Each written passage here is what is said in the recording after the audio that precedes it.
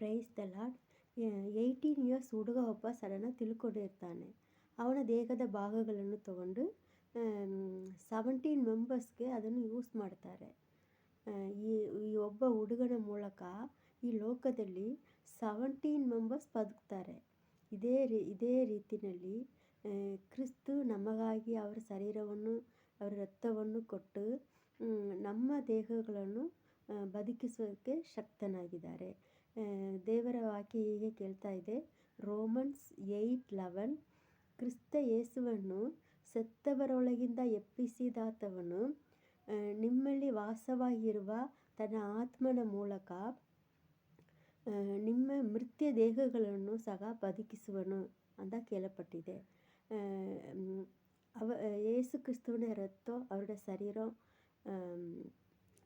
ನಮಗಾಗಿ ಜಜ್ಜಲ್ಪಟ್ಟಿದ ಮೂಲಕ ನಮ್ಮ ದೇಹಗಳನ್ನು ಬದುಕಿಸೋದಕ್ಕೆ ಯೇಸು ಕ್ರಿಸ್ತನು ಸರ್ವಶಕ್ತನಾಗಿದ್ದಾನೆ. Amen, hallelujah.